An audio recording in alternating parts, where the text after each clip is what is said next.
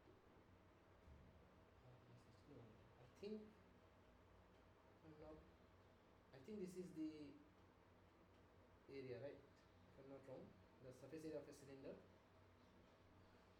I'll just check.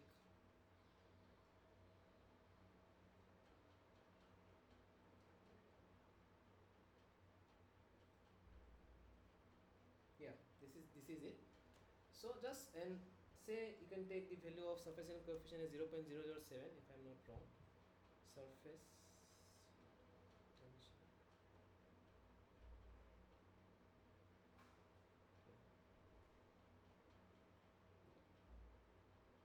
0.072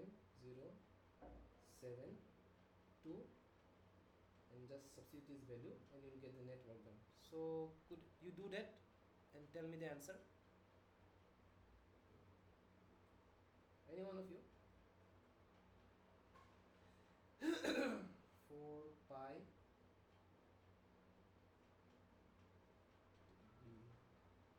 0.001 by 2 square minus 2 pi r would be 0.001 times 0.001 plus 0.016.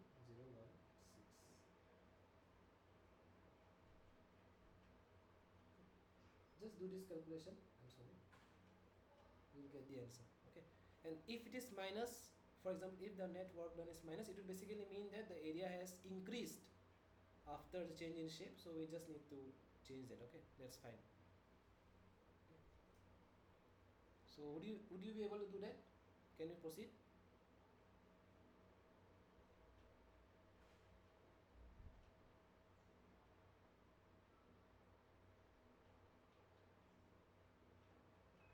Okay. So okay, then I hope it was understood. So now let us take some problems for our today's discussion. Okay. So for this, I would expect that every one of you have some pen or paper to solve these questions. Okay, it will be quite simple, but uh, I would expect that you try to solve it. Okay, so this is a PDV plot for a particular process. Okay, for particular thermodynamic cycle. Okay, I hope this is quite self-explanatory. Okay, when all the state points are numbered 1, 2 and 3, so of course the pressure, corresponding pressure will be P1 V1, P2 V2 and P3 V3. So with the concepts that we discussed till now, can you please find out the net work done or the net work output by the system? What would be the expression for the net work output by the system? Okay, so I will give you say 3 minutes so to give a simple expression for the net work output from the system for this particular thermodynamic cycle. Okay.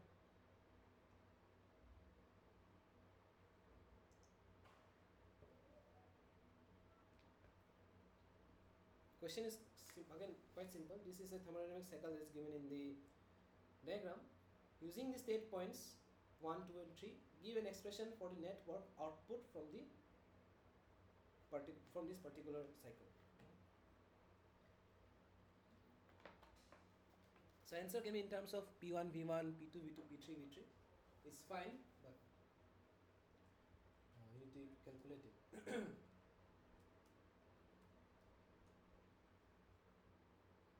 So one hint would be that if you look into it, the red lines show the area enclosed within the PDV plot.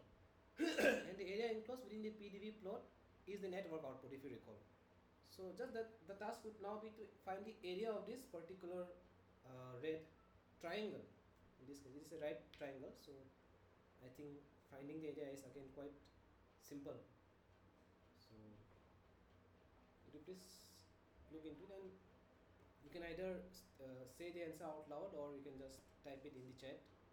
We can then discuss.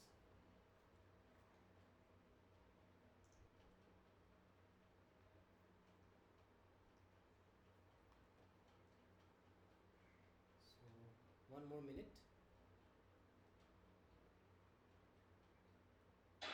Oh, sorry. Oh, no, no. The Jitendra, I hope I'm telling your name correct. There is no numerical values to this answer. It's just a expression in terms of P1 V1 and P1 V1 P2 V2, the P1 P2 P3 V1 V2 V3. Yeah, and in terms of that, it's just a analytical expression. There's no numerical values to it. Oh, were you saying the network done for the previous case? For this example, were you saying for this? If that's the case, then thank you. Yeah, it might be the answer, but so but thank you for that, Jitendra. But right now I'll just want the answer for this one. Okay, so the time is up. So actually it's quite simple. It's just the area of the triangle here, or you can do it in different ways depending upon the requirement. So the area would be the, yeah, exactly. Yeah, exactly. Thank you. Yes, yes, exactly. It's quite simple. Area in of this particular triangle. Thank you, Jitendra, and one more. Thank you, Jay, for answering again. Yeah. So it would be half times V2 minus V3 or V1 minus V2, because V3 and V1 are same.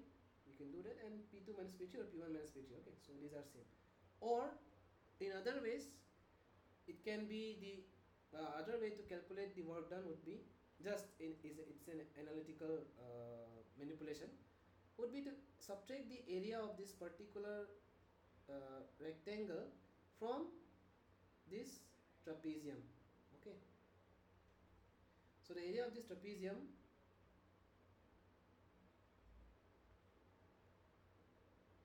is given by half P1 plus P2, sum of the opposite sides, times V1 minus V2.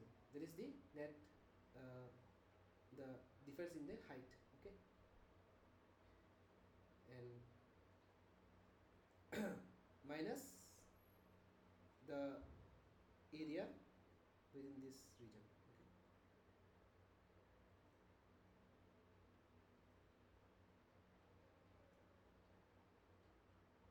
Okay. So yeah. So let us look in the next question. It is this one. Okay. So there is a thermodynamic cycle given in this particular diagram. Okay. For three processes, for three state points, 1, 2, and 3. So the arrows are also given. 1 to 2, 2 to 3, 3 to 1. So it's a thermodynamic cycle. So these all are quasi-static processes because we are able to represent them as solid lines in the PV plot. Okay. I think I need to scroll down a bit more. Yeah, here it's fine. Then process 1 to 2 is an isochoric compression or a constant volume compression. Okay, compression. 2 to 3 is an adiabatic expansion. Okay, constant, sorry, heat interaction is 0. 2 to 3 is an adiabatic expansion, and 3 to 1 is an isobaric compression. Okay, so if P1 is 1 bar, okay, pressure at state point 1 is 1 bar, P2 is 6 bar, and V1 is 0.75 meter cube per kg, find the net work done in this particular thermodynamic cycle. Okay, so you just need to calculate work 1 to 2, work 2 to 3, and work done 3 to 1 with proper sign conventions, and just add them up. Okay, so I hope the question is clear. Okay, so you can, I will give you say 5 minutes, say till 7:15. I'll give you time till 7:15 because we have some more problems, and then if by 7:15 it is not done, we can try to solve it together. Okay, but till then you can just try it out. Okay, so 5 minutes. The question is clearly visible on the screen, so you can just try it out. Okay, every data required is shown here. If there's something missing, just kindly let me know, and then you can just try it out. Okay, so you need to remember the relations or different expressions for work done. So just as a hint, for isobaric process, it was the constant pressure times the change in volume, and this was PV gamma is equal to constant. Okay, so we need, and this here in this case it was 0 because there is no net volume change, so isochoric expansion has 0 PD over. So other two, the expressions are given, you can use them to find out the corresponding values of say V2, V3, and then uh, and P3 as well, and then I think it's P. Yeah, it's fine. But here, see, yeah, thanks, Jay. But the thing is that here now we have some numerical values, right? P1 is given 1 bar, P2 is 6 bar, and V1 is 0.75 bar. So now you need to substitute these values in your expression and then tell me the answer. Okay. So you can try it out. We have 4 more minutes. Just substitute the values, numerical values, and then tell me the answer.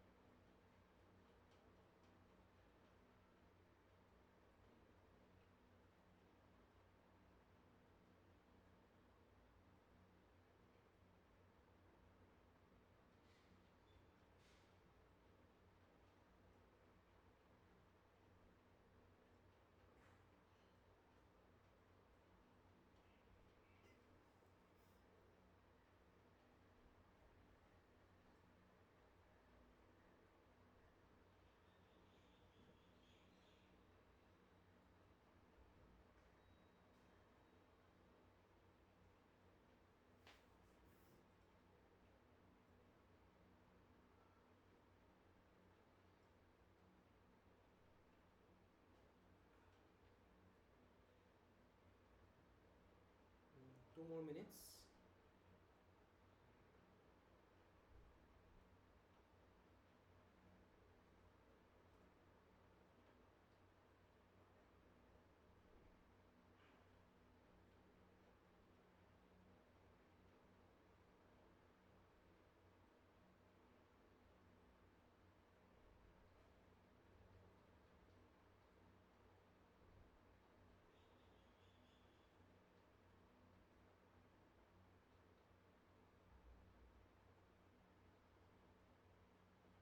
Okay, 1 more minute. Approach is correct. I need the numerical value.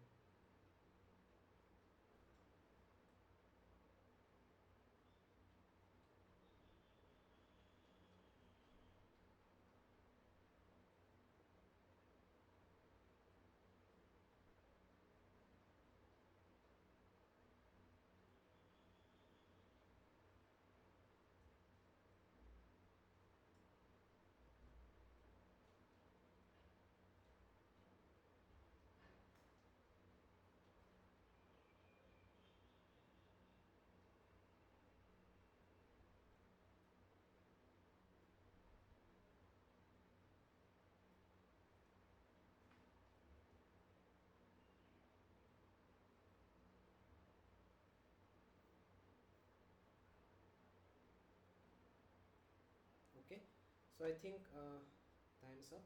So thank you again. Thank you for trying it out. I know, and also yeah, 163 kilojoule per kg. Let me just check. Just 1 second. 163, right? Let me just check.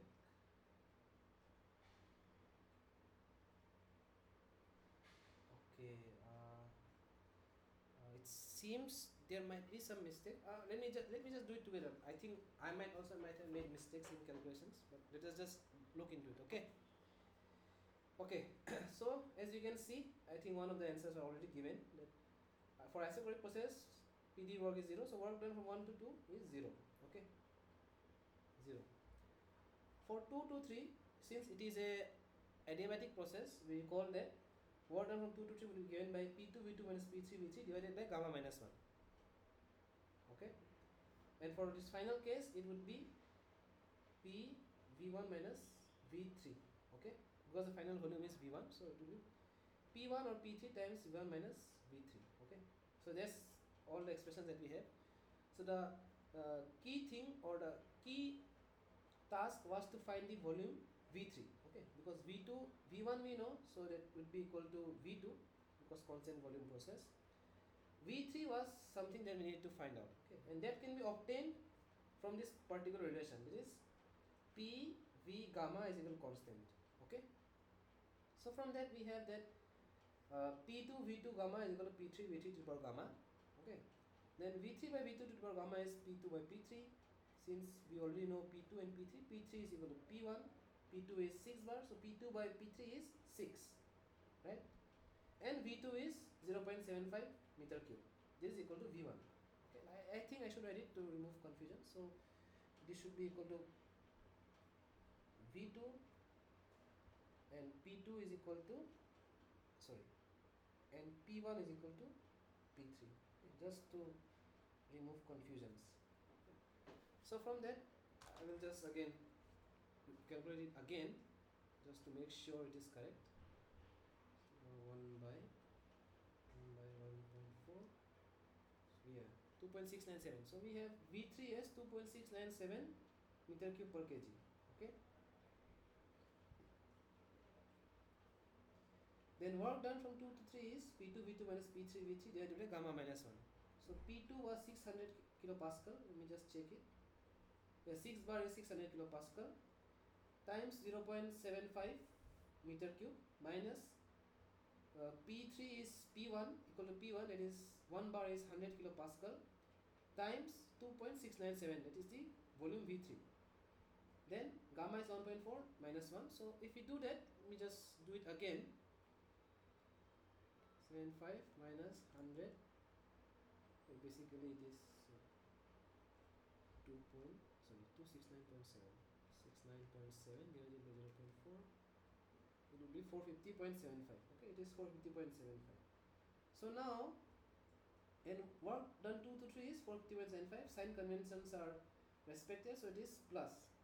Work done from 3 to 1, it is P3 V1 minus V3. Then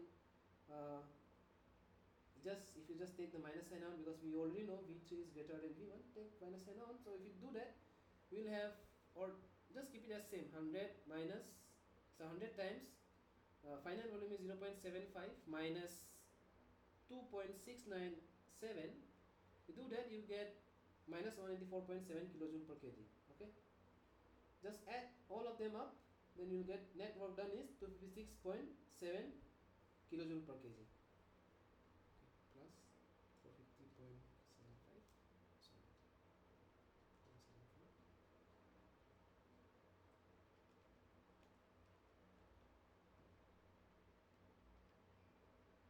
So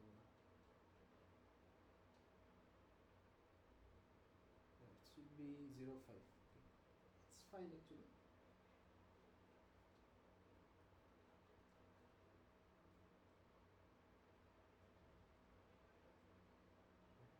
So I hope it is clear.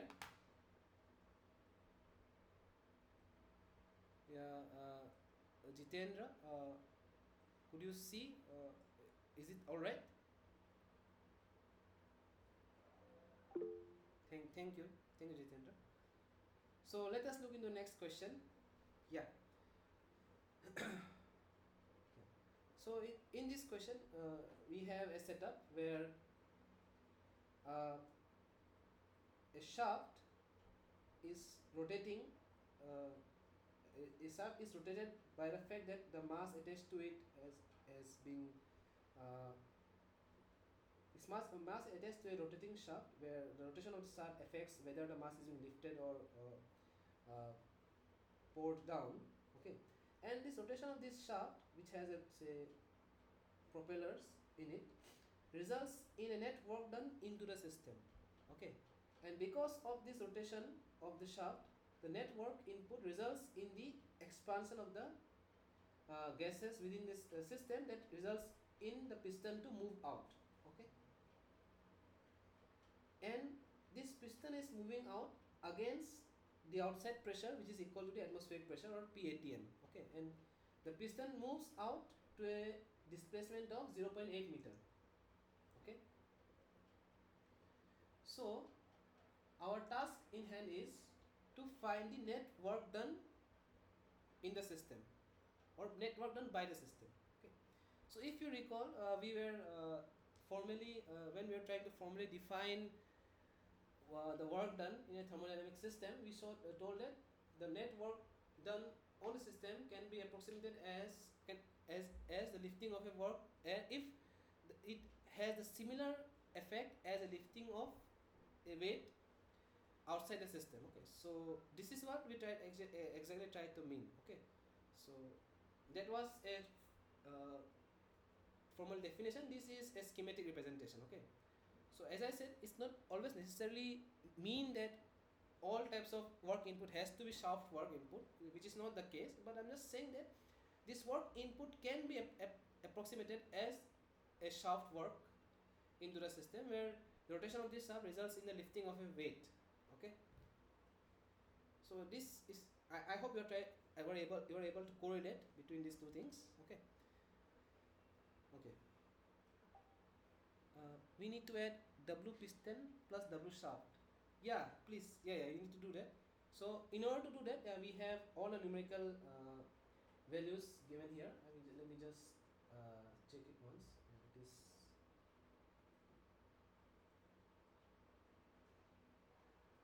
okay, and again you need to keep in mind the sign conventions. Okay.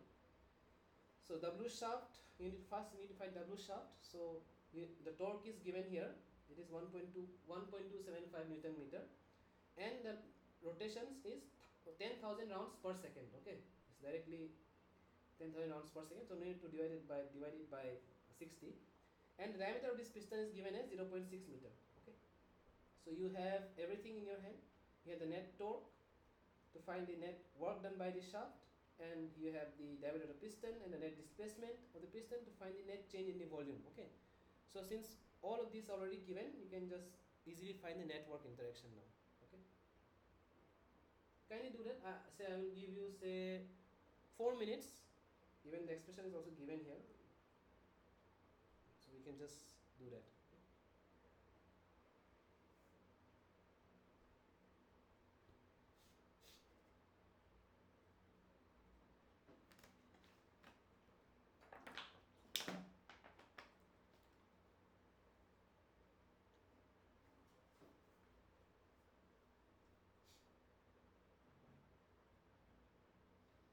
Or a more correct way would be just to say that the shaft is rotated for 10,000 times. Now there is no factor of uh, per second, so you will not be confused with watt. Okay, so the unit will remain joule. So just do that. So the shaft has rotated 10,000 times, which has resulted in a net work input into the system, that is the gas enclosed within this cylinder, and this expansion has caused the piston to move outwards to a distance 0.8 meter. So the gas within the system does work against the atmospheric pressure, that is PATM, and displaces to a volume of distance 0.8 meter. So you have both the work interactions now. Just tell me the network interaction. Okay. Again, quite simple. Just know the formulas, just substitute it, and then tell me the value.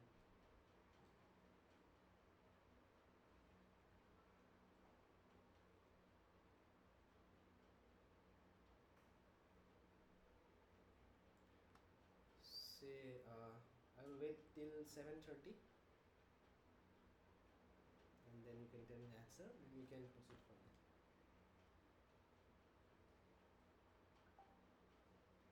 1.669 kilojoules for shaft.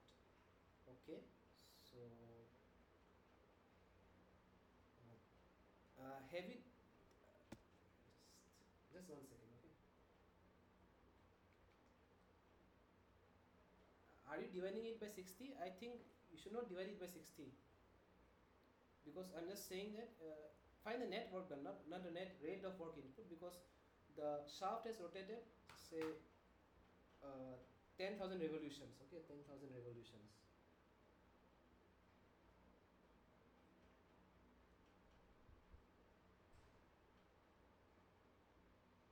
So there is no factor of per unit time here. So not divide it by 60 or anything.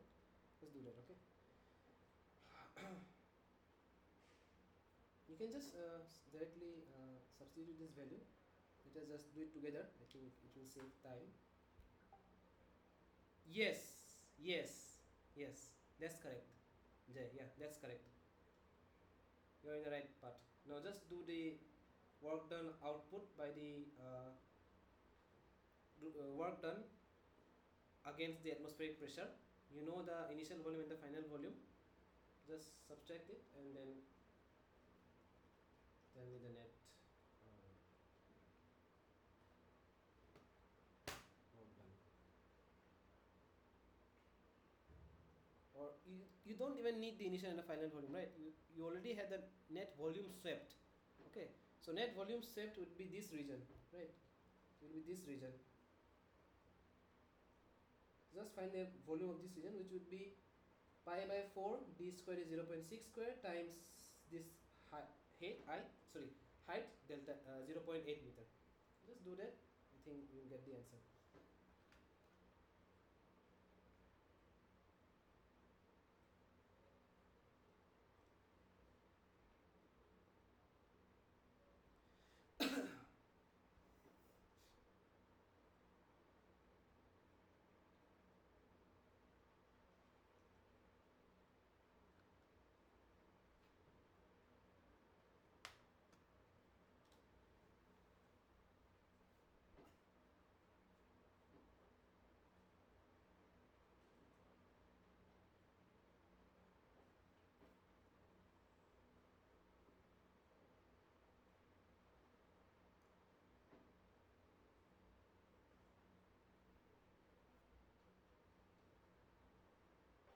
Okay, so yeah, I think we can okay, let me just give you 1 more minute. I think you all are going in the right path, so I think I should give you 1 more minute. And then after this, I think we have 2 more problems. I think we can discuss both of them, and then I think that will be all for today.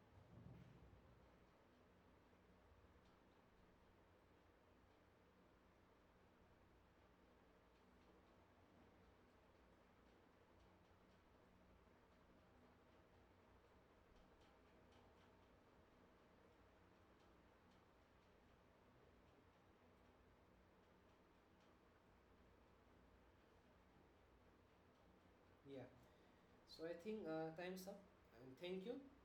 Jay, you were correct. The first part was correct. So as you mentioned, yeah, 149.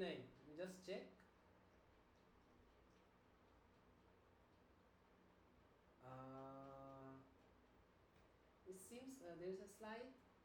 I think let us just do it together. Okay, first part was correct. Okay, let us just do it. So work done.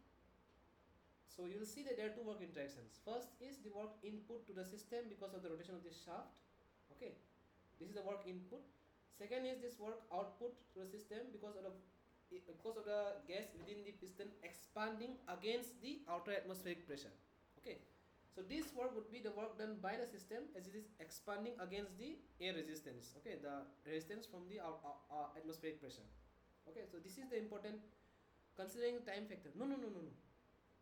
There is no time factor here. That's the thing, right? I'm saying that shaft has revolved for 10,000 number of times, which has resulted in a particular amount of work, total work done. Okay, that's why there is no per second factor. Okay, I just corrected it. I'm sorry if you didn't get you didn't see the correction. I because I did it later, so I'm sorry for that. So the thing is, it has the shaft has rotated 10,000 number of times, which has resulted in this particular net work input. Okay, and this resulted in the gas within the system to expand and do a work against the atmosphere. Okay, so there is no time factor. Is it fine, Jay? There's no time factor. There's no time factor actually.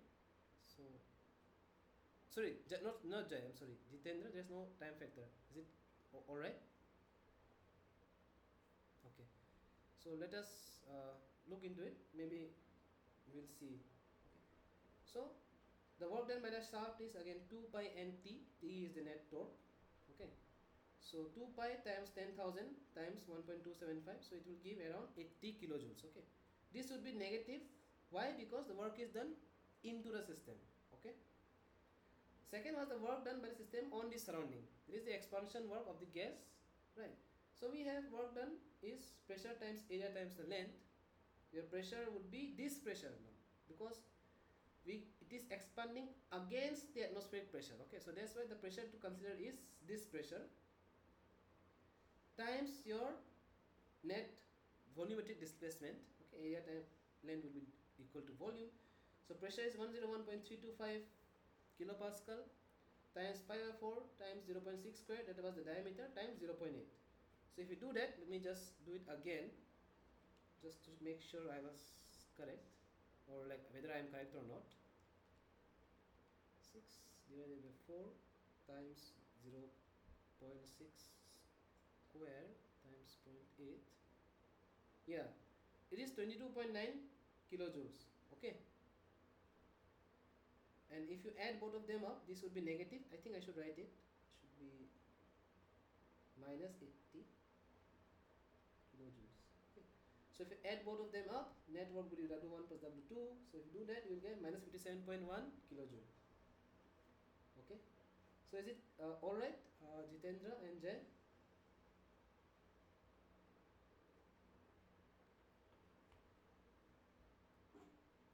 Is it alright?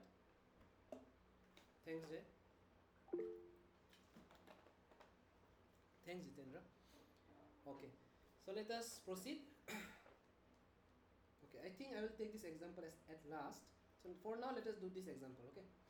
It is quite similar to the one that we have already solved today. Okay. So there, okay, I need to write it, I think, to complete the question. 1 to 2 is isothermal expansion, and 2 to 3 is isobaric compression.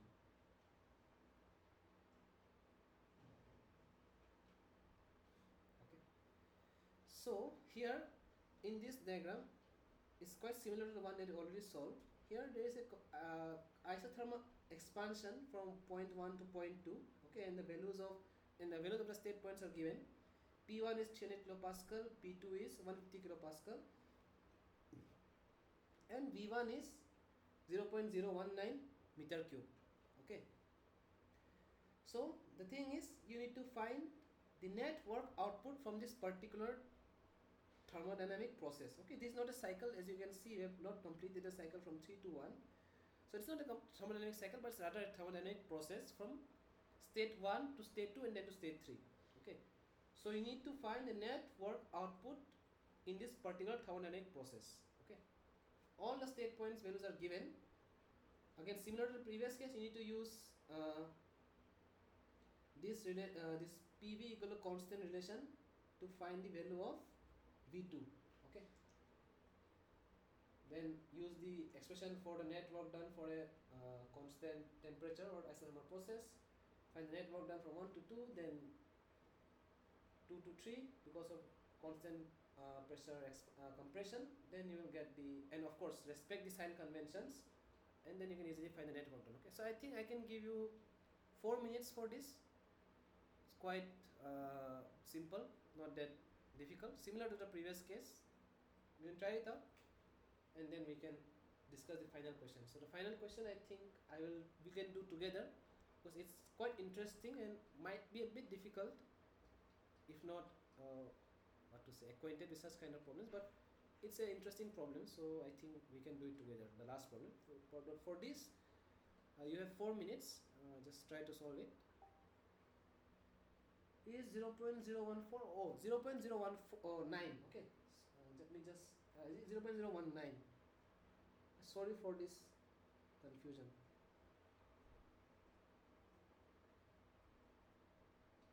Yeah, 0.019.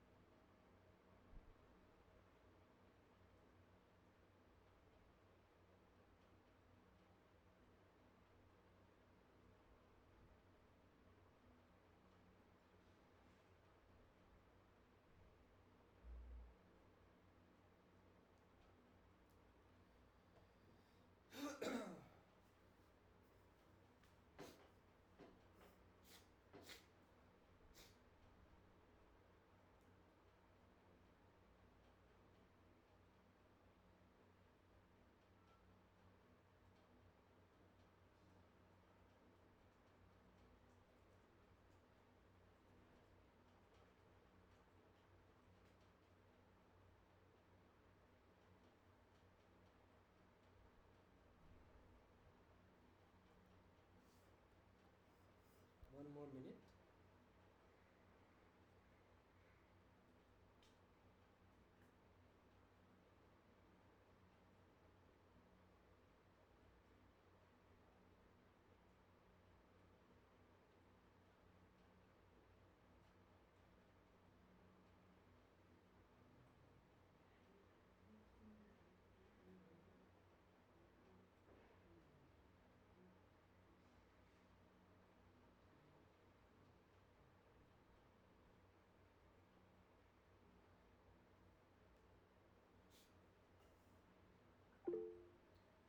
One 1.1 kilojoule. Let me just check.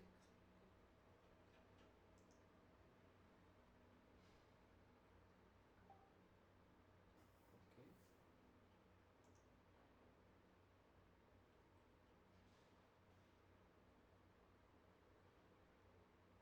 Yep, that's correct. Okay, just 1 second. Yeah, that's correct. Both Jai and Jitendra, that's correct. Thank you. So for others, since they are able to do it, I think you are also able to do it. I think I can just go through it quickly once. Okay. So for for work done from 1 to 2 for isothermal process, if you recall, it was given by P1 V1 or P2 V2 times natural log of V2 by V1. Okay. So for isothermal process, we have P1 V1 is equal to P2 V2, then V2 is P1 V1 by P2, right? Using this relation, then V2 we get as 0.038 kg per meter cube. Okay. Then work done from 1 to 2 is P1 V1 times natural log of P2 by V2 by V1. So if P1 is 300 kilopascal, V1 is 0.019 meter cube per kg, then natural log of 0.038 by 0.019, so we get the work done from 1 to 2 is 3.95 kilojoule per kg. Okay. Sorry. Okay. Just a slight correction. It's fine. Even if you don't do, it's fine. Then work done from 2 to 3 is P2 times V3 minus V2. Okay. If you look into it, it's a constant pressure process, right? So work done would be P2 times or P3 times V3 minus V2. Okay. So if you do that, you'll get 150 times 0.019 minus 0.038, or W work 2 to 3 is minus 2.85 kilojoule per kg. So if you add both of them up, you will get net work done as 1.1 kilojoule per kg. Okay. So yeah, that's it. So now let's look into a final question. I will we will do it together. Okay. Let us just look into it. Okay. As water passes through a nozzle and comes out in the form of a spray of droplets, okay, there is a tremendous increase in the surface area. Okay, because since each drop will have its own surface area, you will see that the net surface area of water, say initially it was in a cylindrical form passing through a nozzle, and then change into say millions of droplets having spherical shapes, you will see that the net surface area of say 1 million spherical droplets would be greater than the total surface area of the cylindrical shape of water inside the nozzle. Okay, so that's the concept here. Okay, change in surface area. So you can see where we are going to here, right? Since there's a change in surface area and we're dealing with the liquid, so the concept of surface energy comes to the picture. Okay, so surface tension, these things will become relevant. The process of atomization, that is basically converting the liquid jet into the form of spray, can be viewed as analogous to increase in the surface area of the film, and the work done on the film is given by sigma times final area minus initial area, where sigma is your surface tension coefficient. Okay, since it is water, so it will be around 0.07 or 0.072. Okay, so few things to consider. We need to calculate the work done per kg of water. Okay, that's the first part. Second is, the nozzle is in the form of a pipe with a diameter of 15 millimeter. Okay, so that's the two things that we have right now in our hand. Okay, so the case is that this jet of water in the nozzle is being converted into n number of spherical droplets. So first of all, we need to find the number of the spherical droplets, and it's given that the average diameter of these spherical droplets after atomization or after being converted into a spray is 60 micrometer. Okay, it's not millimeter, it's micrometer. Okay, just to remove confusion, it's micrometer. Okay, so the thing is that the factor that remains constant, okay, in the idealized case, is the net mass of water. Okay, the mass of water remains constant. Okay, so the mass of n number of spherical droplets would be equal to the mass of the water inside the jet before being converted into spray. Okay, so what we do is n times the volume of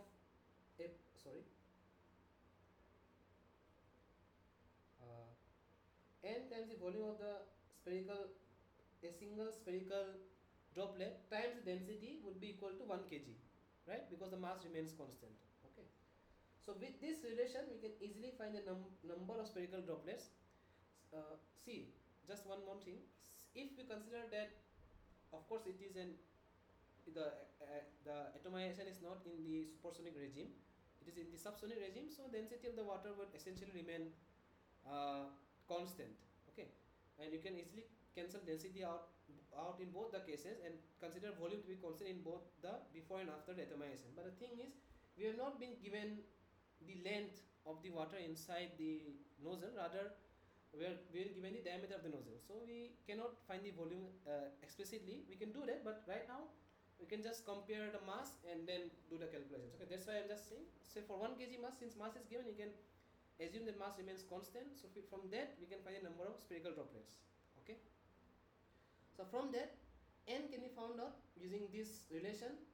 So we'll have n as 8.842 into 10 to the power minus, 10 to the power 9 droplets. Okay, see, it's in the range of, what to say, billions, more than billions. Okay, billions of droplets. So the total surface area of all these droplets would be pi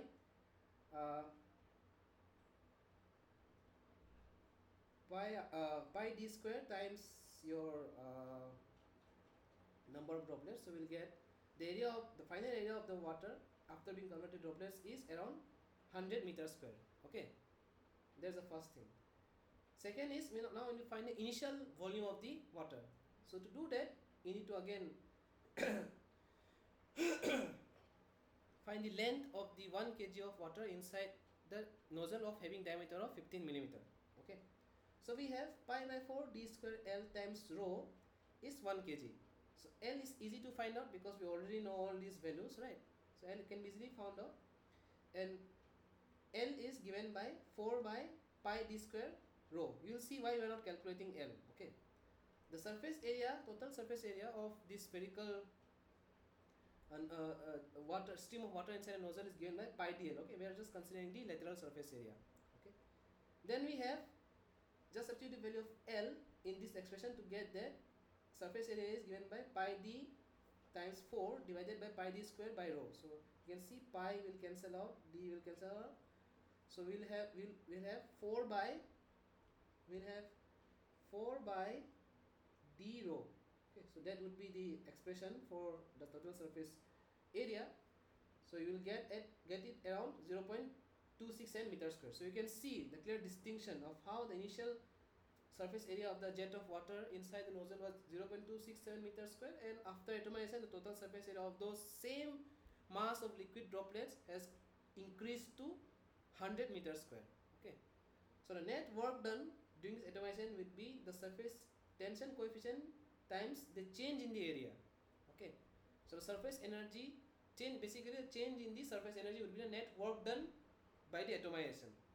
So it would be 0.07 times 100 minus 0.267, so it would be around 6.98 joules. Okay,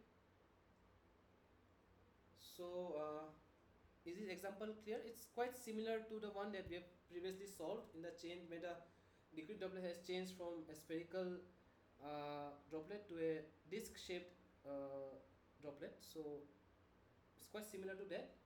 So is it clear?